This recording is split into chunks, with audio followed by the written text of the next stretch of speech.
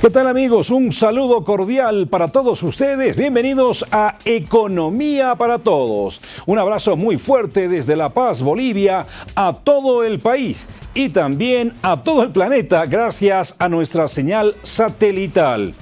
Vamos a tener varias entrevistas como es habitual ya en nuestro programa.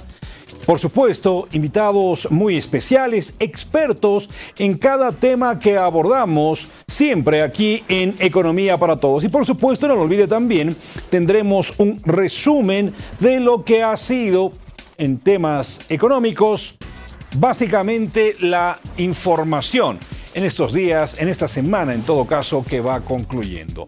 Es un gusto saludar al ingeniero Gerin Tondelli. Él es especialista en empresas y en emprendimientos, además docente de una de las más prestigiosas universidades del país, la Universidad Gabriel René Moreno. Saludamos entonces hasta Santa Cruz de la Sierra al ingeniero Tondelli. Un gusto, un placer que esté aquí en Economía para Todos. Lo hemos invitado para hablar de temas relacionados precisamente a lo que representa el hacer empresa.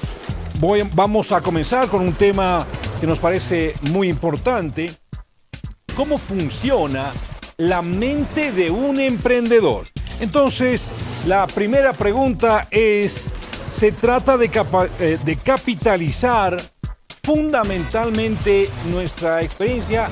¿Cómo está? Un gusto saludarle, ingeniero. Buenas tardes, estimado Mario. Un placer estar en tu programa. Gracias por el contacto. Buenas tardes a todos los que están conectados y escuchando la entrevista. La pregunta entonces es, ¿cómo capitalizar todo aquello que conocemos en función de un emprendimiento? Bien, correcto. Vamos directamente a la respuesta, ¿no? ¿Se trata de capitalizar nuestras experiencias? Sí, efectivamente, se trata de capitalizar. ¿Por qué? Porque un emprendedor es alguien que está profundamente conectado con su experiencia de vida, es alguien que está dispuesto a hacer el trabajo diario para transformar esa experiencia de vida. Entonces, definitivamente sí, se trata de capitalizar esas experiencias que vamos teniendo en la vida cotidiana. Ahora, en función a aquello, ¿por dónde debemos arrancar en función a definitivamente tener una idea clara de cómo emprender? Bien. Por ejemplo, los emprendedores tienen una mentalidad que se enfoca en aprovechar al máximo las fortalezas que tienen ellos, ¿no? Reconocen sus habilidades, reconocen sus conocimientos y los utilizan para impulsar una idea de negocio que ellos han venido desarrollando, ¿no? Por ahí podríamos comenzar. Ahora, a veces somos demasiado idealistas, ¿no es cierto? Creemos que hemos descubierto la piedra filosofal. Ahora, ¿cómo mezclar, cómo unir esa cierta dosis de pragmatismo con nuestro idealismo?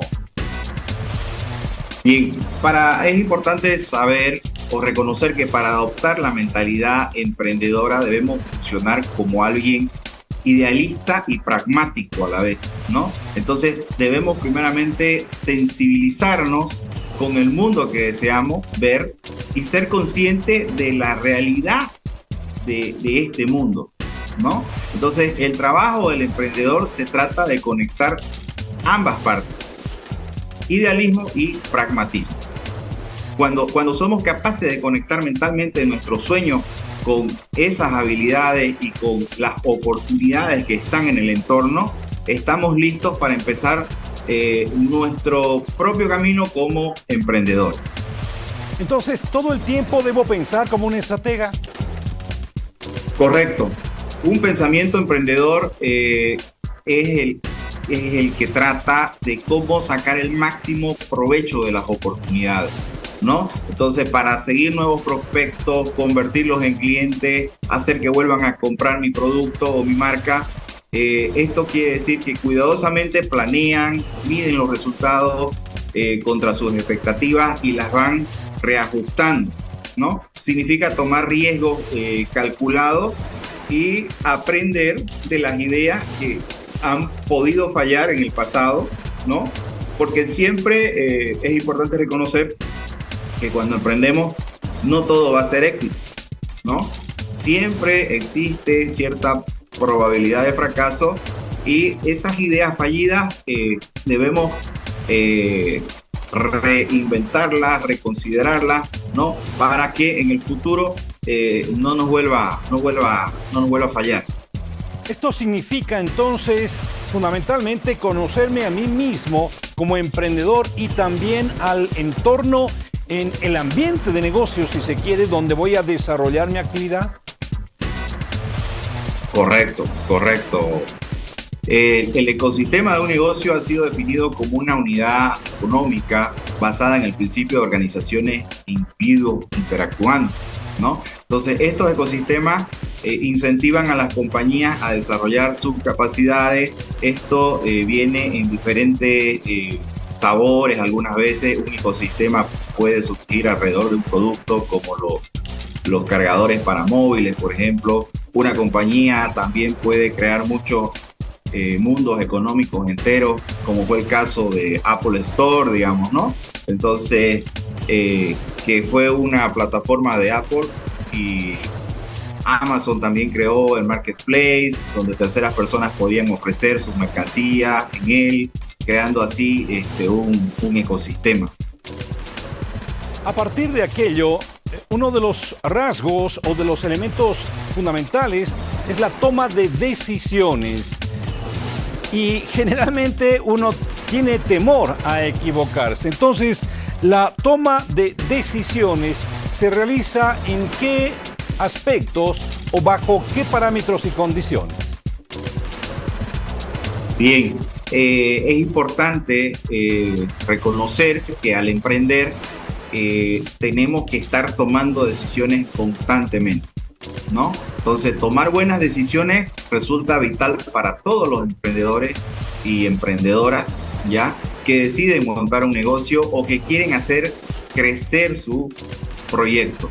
Muchas veces nos gustaría saber a priori si nuestras decisiones serán las correctas, serán las acertadas, pero la realidad es que eso no es posible y por tanto debemos enfrentar con valentía, ¿no?, la toma de decisiones y estar constantemente, ¿no?, o ejercitar, como me decías en la pregunta, permanentemente la toma de decisiones. En todo caso hay que mentalizarnos, ¿no es cierto? Es decir, creer en nosotros mismos, creer en lo que estamos haciendo. Pero lo primero es tener claro, digamos, el objetivo a la hora de emprender. Desde luego que sí, desde luego que sí. Una de las características es precisamente ser capaz de detectar las oportunidades de un negocio, luego tener el interés de querer generar un cambio, luego tener la capacidad para superar los retos, luego enfrentar la incertidumbre que siempre va a existir un grado mayor o menor de incertidumbre, ¿no? No tener miedo y obviamente el afán innovador, que es lo que diferencia a los emprendedores de las personas que, por así llamarlas, no emprendedoras, ¿no? Ahora bien, seguramente en esta cuestión, como nos enseñan en el colegio, ¿no es cierto? Cuando hacemos trabajos, tenemos que tener un objetivo general y algunos objetivos específicos. ¿Cómo marcarnos ese objetivo general, esa meta y aquellos otros logros que van a ir seguramente llegando en función a esto? Bien, bueno, tenemos que marcarnos o anotarnos una meta y comprometernos, ¿no? Encaminar todas las acciones hacia el cumplimiento de ese objetivo general o esa meta que nos trazamos, ¿no? Entonces, escribimos luego objetivos específicos que deseamos lograr, ¿no?, que harán mucho más fácil estar motivados para llegar a cumplir ese objetivo específico. Luego dividimos los objetivos en tareas más pequeña, ¿no? Y establecemos ya un plan de acción, ¿no? Y organizamos y mantenemos las metas siempre de una forma que podamos ir alcanzándolas gradualmente, que podamos medirlas, ¿ya? Y bueno, y al final siempre recordar y tener claro de por qué nos fijamos esa meta, ¿no? De dónde queremos llegar con nuestro emprendimiento. Ahora bien, cuando llegamos nosotros, cuando nos introducimos a un mercado, mucho de lo que ofrecemos como producto o servicio ya tiene varios años precisamente en ese mercado. De lo que se trata entonces de repente es de otorgarle valor. Pero ¿cómo podemos pensar en otorgarle un valor definitivo o específico a todos aquellos nuestros emprendimientos en función a productos y servicios? Bueno, en marketing siempre es clave mostrar o demostrarle a tu cliente que tu producto, tu marca o tu empresa puede ofrecer algo que es indispensable para ellos, para involucrar, ¿no? Y dentro de eso es importante encontrar un factor diferenciador, ¿no? En tu marca, en tu producto, en tu servicio, ¿no? Y sobre todo la conexión con el cliente para que el cliente entienda que ese factor diferenciador va a ser el que marque la diferencia. Es decir, tú me compras mi marca, ¿por qué? Porque te hace sentir una experiencia que la marca A, B o C de la competencia no te hace llegar a ese nivel de satisfacción, ¿no? Entonces, esa es la clave, la propuesta de valor que relaciona los aspectos más destacados de una empresa y la posiciona entre sus consumidores, lo que mejora su capacidad para resolver los problemas que ellos tienen.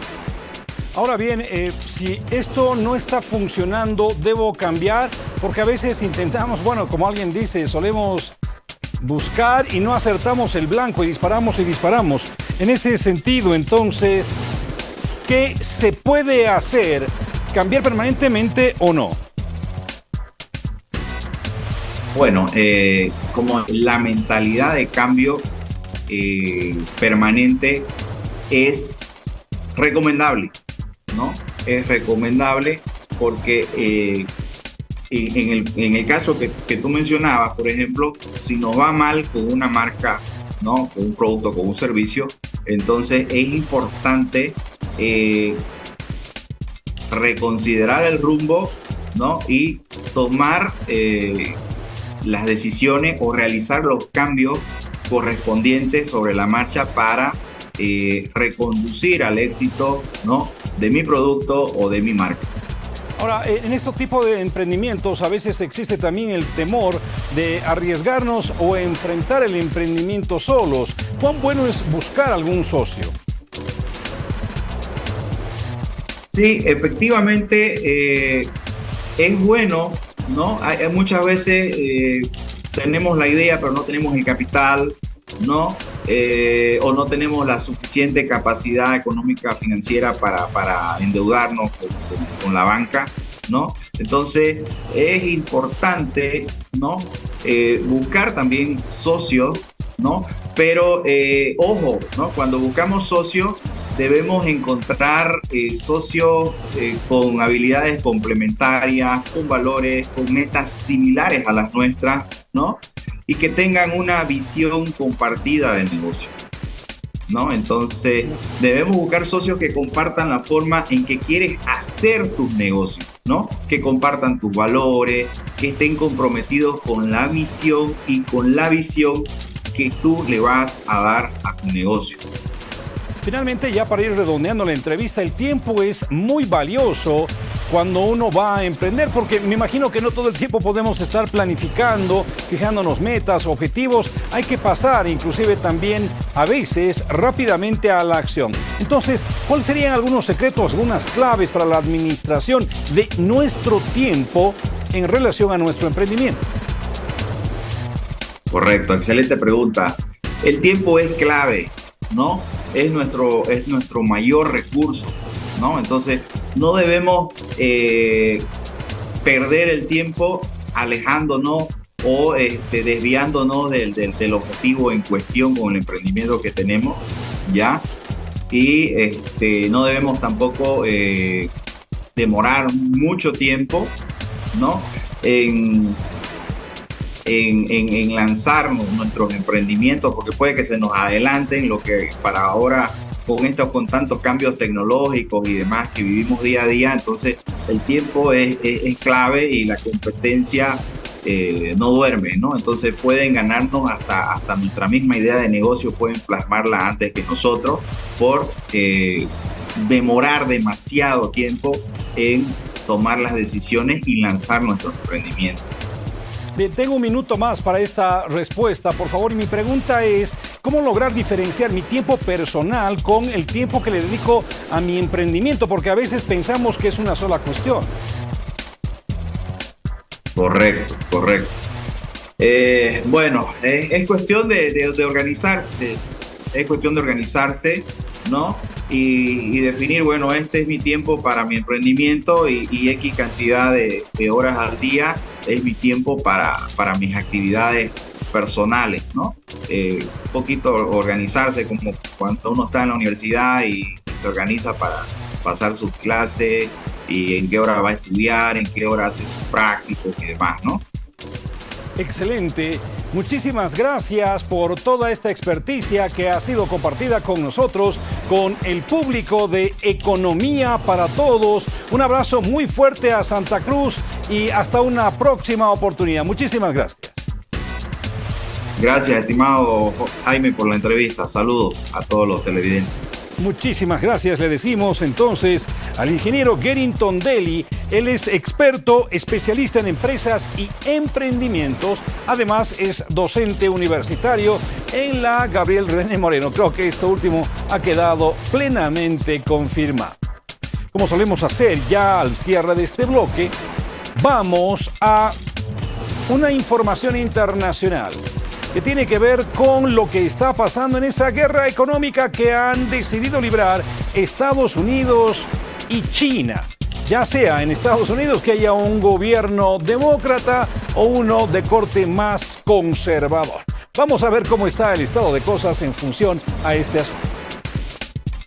El presidente de Estados Unidos, Joe Biden, ha anunciado un fuerte aumento de los aranceles para vehículos eléctricos y paneles solares chinos, con el objetivo de evitar que el mercado estadounidense se vea inundado con productos más baratos que los de la industria local. Los vehículos eléctricos chinos estarán sujetos a un arancel del 100%, 4 veces superior al actual de 25%. El gobierno de Biden busca así contrarrestar prácticas y subsidios por parte de China que califica como desleales. Es probable que esta medida avive las tensiones comerciales entre las dos mayores economías del mundo. Estas medidas que anunció Biden fueron recibidas con críticas. No es la primera vez que Estados Unidos impone aranceles a productos chinos y esto no se ha reflejado necesariamente en un impulso para la industria nacional.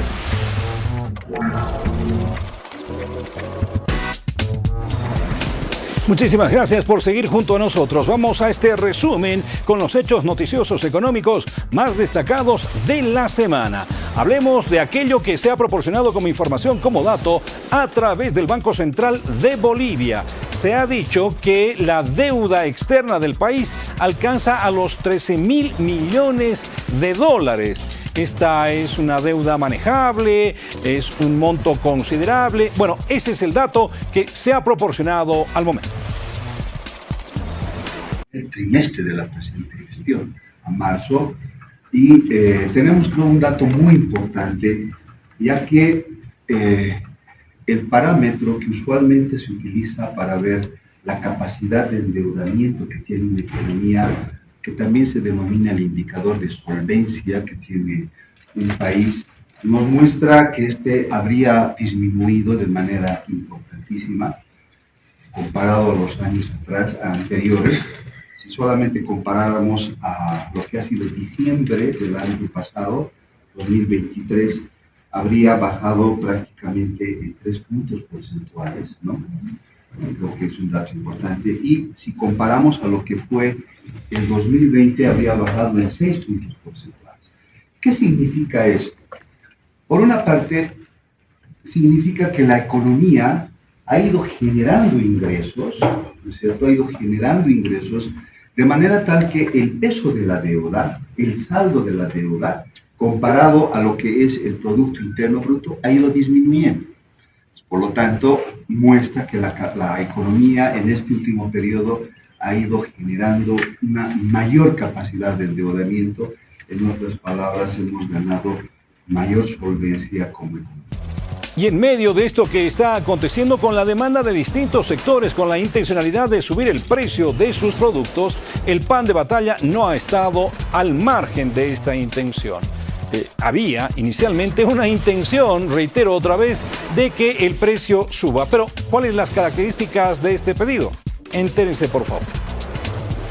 Nosotros como sector tenemos un convenio, como ha dicho nuestro hermano gerente, tenemos un convenio hasta el 31 de diciembre, donde la cual vamos a cumplir a la cabalidad. Sí ha habido un pequeño desfase de entrega, tal vez la molestia de la Federación del Alto, tanto de La Paz, porque son los principales consumidores de la harina, el 73% más que todo que se distribuye en la ciudad de La Paz, en el departamento de La Paz. Entonces, tal vez la molestia un desfase de 3-4 días, pero ya con esta llegada, haciendo la inspección también, compañeros, entonces vamos a cumplir nosotros a cabalidad el convenio a 50 centavos. Garantizamos el 50 centavos hasta el 31 de diciembre. Ya veremos para el 2025 qué tratativas también. Yo creo que el gobierno no se va a descuidar en acopiar más trigo para la gestión 2025. Pan es así, lo que elaboramos nosotros a nivel nacional somos 2.030 panificadores y la mayoría de los panificadores están en la ciudad de La Paz, casi 1.500 panificadores. Entonces tal vez el volumen es demasiado. Por lo menos necesitamos 9.000 bolsas diarias para la elaboración del pan de batalla. Tenemos ya tratativas con el viceministro de Comercio Interno de que nos dé un precio preferencial al azúcar, la manteca y la levadura. Estamos en tratativas. Entonces en el mes de abril y mayo nos dieron ya el azúcar, pero faltan las demás materias primas que vamos a concluir el 25 de mayo, vamos a tener las últimas reuniones. Buena noticia entonces, ¿no es cierto? Hasta fin de año no se va a mover, por lo menos hasta fin de año, el precio del pan de batalla. Vamos a hablar de otro asunto que ha llamado la atención por las connotaciones que ha tenido, el negocio del litio en Bolivia. Se ha informado que pese a toda esta coyuntura negativa, mercado interno, más bien externo, con precios bajos y una situación en la generación del emprendimiento aquí en Bolivia, que no es de los más óptimos habida cuenta de las últimas denuncias, bueno, se ha dicho que hay 22 empresas al menos que siguen interesadas en el litio en Bolivia.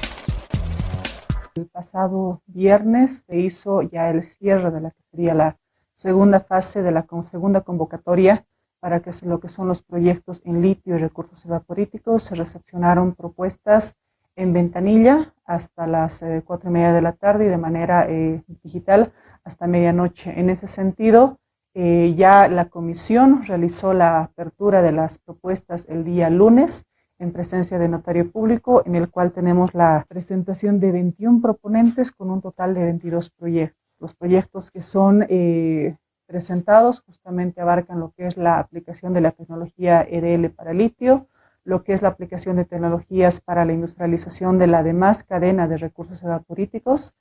También tenemos proyectos para lo que son las optimizaciones y mejoras en plantas industriales, el tema de tratamiento de agua y también lo que son el tratamiento de residuales de nuestras plantas. Tenemos ya a la comisión en la evaluación de estas propuestas. Justamente en los siguientes días estaremos dando ya las informaciones y actualizaciones de los que estarían pasando una siguiente etapa y fase 3, que consiste justamente en la evaluación ya financiera de los proponentes, en la cual van a tenerse que presentar una serie de documentos que respalden la parte ya económica de las empresas, para que en este sentido se haga ya la evaluación y también se esté seleccionando en este sentido a los mejores proponentes, las mejores propuestas para lo que es el desarrollo de los proyectos en los 7 salares para los cuales fue aperturado esta convocatoria. Hablemos a continuación de esto que ha marcado la línea informativa en los medios de comunicación en los días precedentes. Tiene que ver con el precio de algunos productos.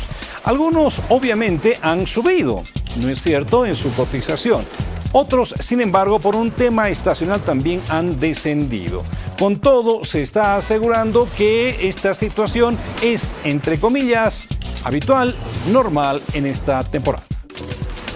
Se ha ido directamente a los vendedores, se ha consultado, ¿no?, los precios de la canasta familiar. Y así también vamos a comparar el precio de año pasado. A ver, estas fechas, ¿en qué precios también estaban? Estuvimos, ¿no? Ahora también actual, ¿cómo estuvimos? Voy a empezar lo que es de la papa. Lo que es huaycha es más consumido en el consumo humano a nivel nacional. El precio actualmente fluctúa entre 30 a 33 bolivianos actualmente. Y año pasado, como estas fechas, estaba 55 bolivianos. Entonces, ¿qué podemos decir de esto? No ha subido, estamos bajo año pasado, eso era el precio de la papa. Sí, por eso yo creo que se ha ido a visitar a los mercados, ¿no?, a ver los precios. Por eso hay veces los vendedores un poco lo suben el precio, ¿no?, ahí juegan, ¿no? Entonces, eso también vamos a controlar lo que nosotros correspondemos, lo que es SENASAC, ¿no? Y esta es la noticia económica más destacada del día viernes, que definitivamente también tiene que ver con toda esta coyuntura económica que se ha presentado en el país. El transporte departamental pesado, organizado en federaciones, asociaciones, empresas, incorporados, se declara en estado de emergencia por la promulgación del Decreto Supremo 5146 de fecha 12 de abril de 2024, por ser discriminatorio y atentatorio al derecho constitucional al trabajo a las personas propietarias de una unidad, o sea, de un camión, sumarnos como sector a movilizaciones sectoriales a objeto de obtener la abrogación del Decreto Supremo 5146.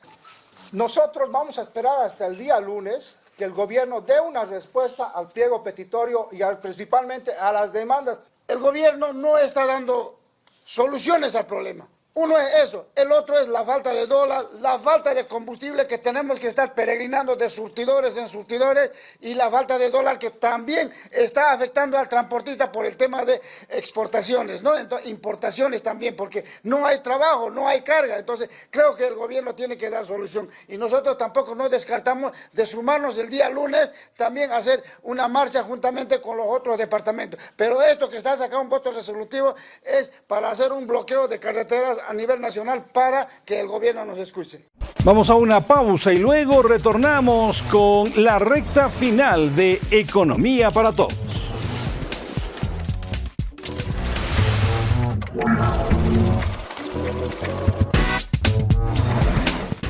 Muchísimas gracias por seguir junto a nosotros. Tenemos una visita muy especial en esta oportunidad aquí en Economía para Todos. Estamos junto a la doctora Ada Burgoa. Ella está radicando en Estados Unidos, pero usted de repente la reconoce porque también ha tenido unos casos importantes que los ha manejado, por supuesto, aquí en el foro. ¿Cómo está, doctora? Un gusto saludarle. Bueno, bienvenida nuevamente a Bolivia. Muchísimas gracias por la entrevista. Estoy feliz de aquí compartir un momento contigo después de tantos años. Perfecto, excelente. El tema que vamos a abordar con la doctora Burgoa son inversiones en Estados Unidos. Algunos creen que llevar dinero para invertir en ese país es algo que requiere mucha cuantía, es decir, mucho dinero. Así que esa es la primera pregunta. ¿Se puede invertir a bajo costo en Estados Unidos? ¿Se puede ir a Estados Unidos de alguna manera más fácil de la que se nos presenta habitualmente?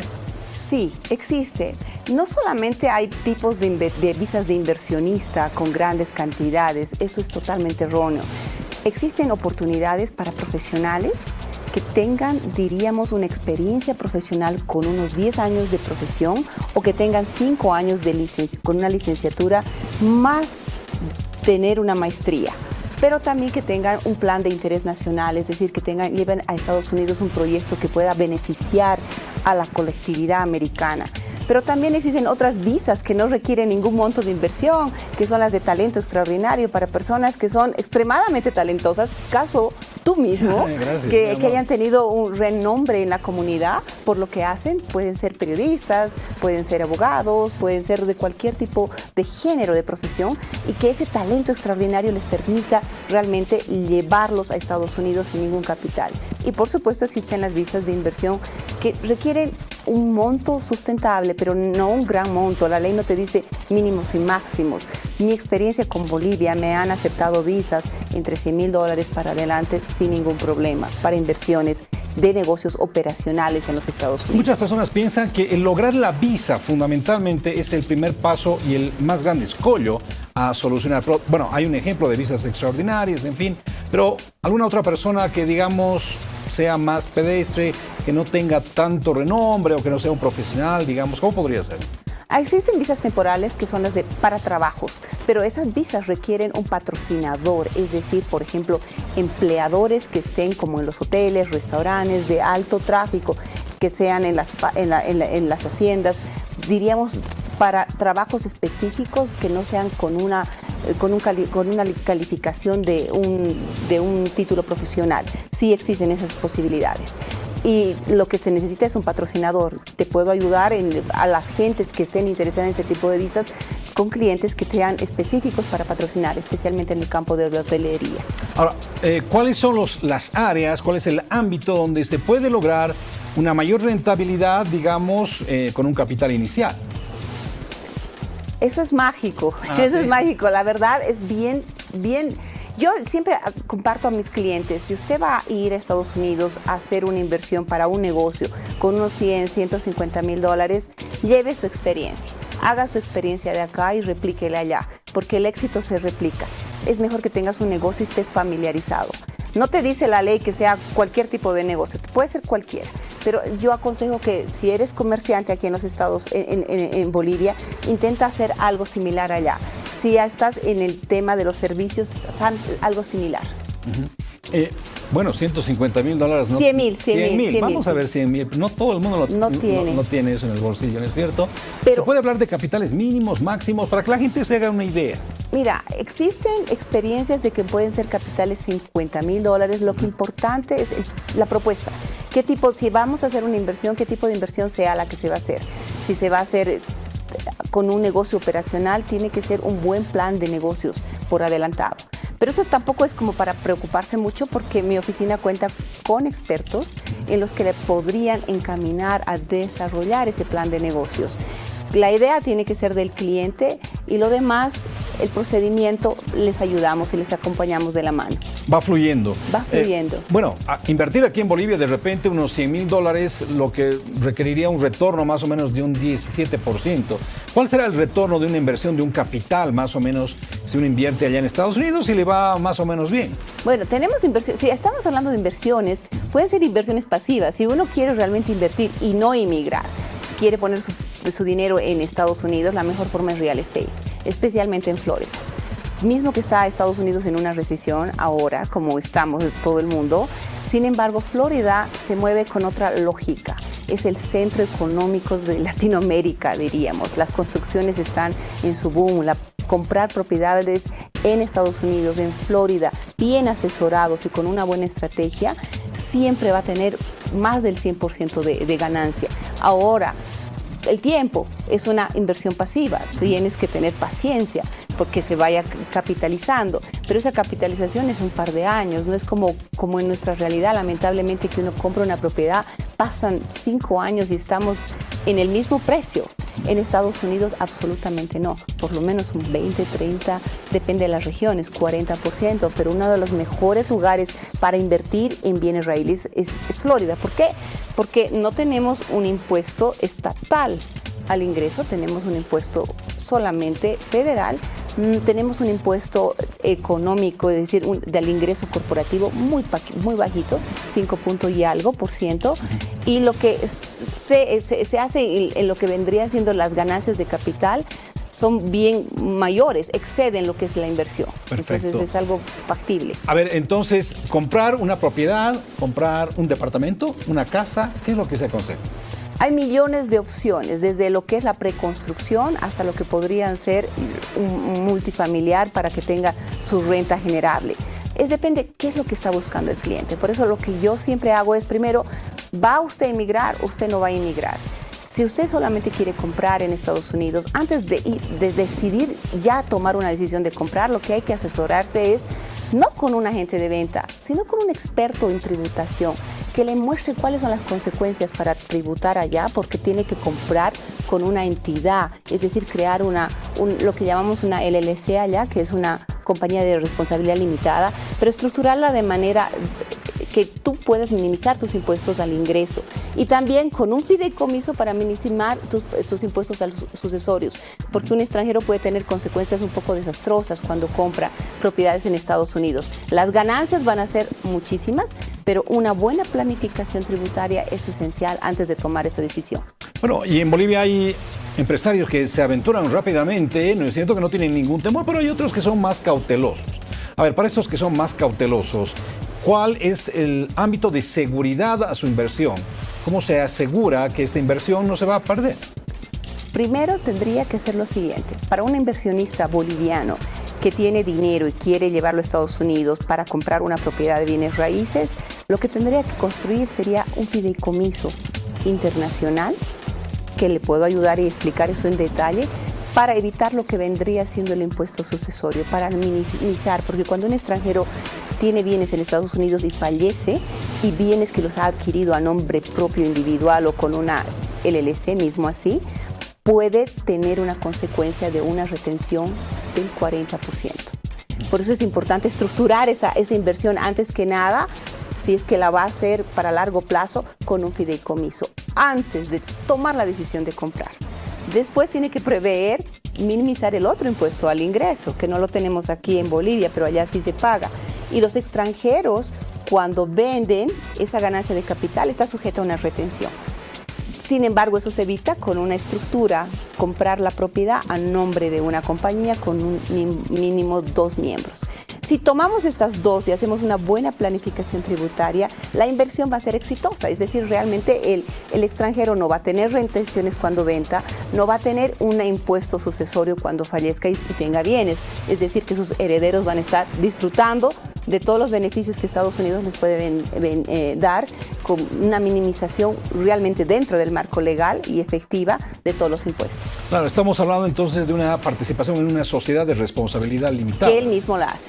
Que en Estados Unidos es muy fácil crearlas, no es complicado, ayudo en todo ese proceso, no es tan burocrático como en otros países.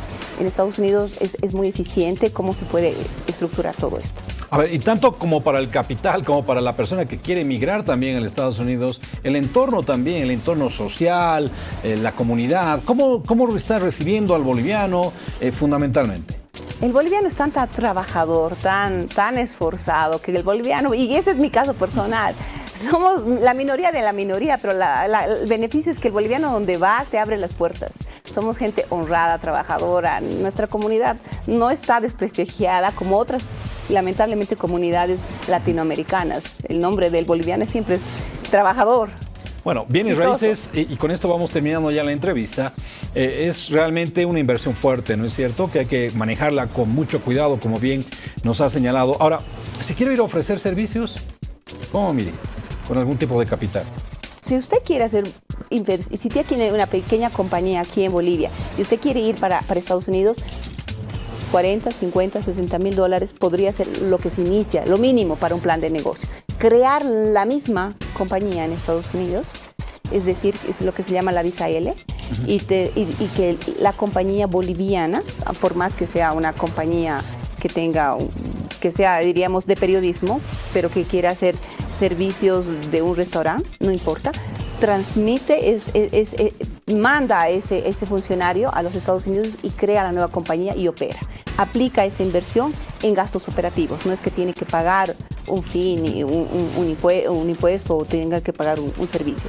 Lo Excelente. aplica. Muy bien, ustedes han podido percibir que la doctora Ada Burgoa tiene un conocimiento muy amplio, muy variado, así que aquí abajo en la pantalla va a estar apareciendo también su número de WhatsApp si usted quiere contactarla para que ella le asesore en términos de lo que representa todo este mundo, podríamos decir, de las inversiones, más allá en aquello que también se sueña, ¿no? Que es el sueño americano. Así que muchas gracias por estar en Economía para Todos, muchas gracias por estar aquí. Muchas gracias. Hemos conversado entonces con la doctora Ada Burgoa sobre la posibilidad entonces de realizar también emprendimientos en Estados Unidos. Y a propósito de todo lo que representa Estados Unidos, la economía mundial, a continuación esta nota de corte internacional.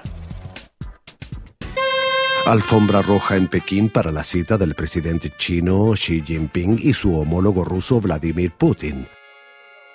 Es la segunda visita de Putin a China en 6 meses y la primera desde su reelección en marzo. Putin calificó de lógica la elección de Pekín como su primer destino. La alianza con China ha pasado a ser crucial para Rusia debido a su aislamiento internacional a raíz de su invasión de Ucrania en 2022.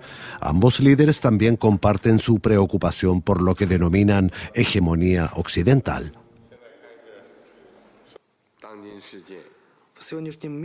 En el mundo de hoy, la mentalidad de la Guerra Fría sigue vigente.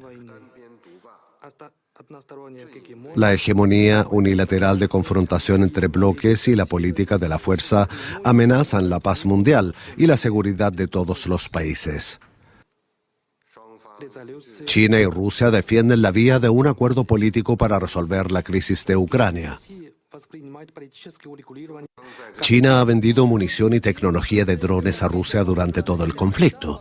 Putin expresó su gratitud y se mostró de acuerdo con las preocupaciones de China sobre la región Asia-Pacífico. Consideramos necesario trabajar en una arquitectura de seguridad fiable en la región Asia-Pacífico en la que no haya lugar para alianzas político-militares cerradas. Creemos que es muy perjudicial y contraproducente crear tales alianzas y, por supuesto, continuaré informando al presidente de la República Popular China sobre el desarrollo de la situación en torno a la crisis de Ucrania. Se trata de una relación estratégica beneficiosa para ambos países, que los líderes occidentales seguirán observando de cerca.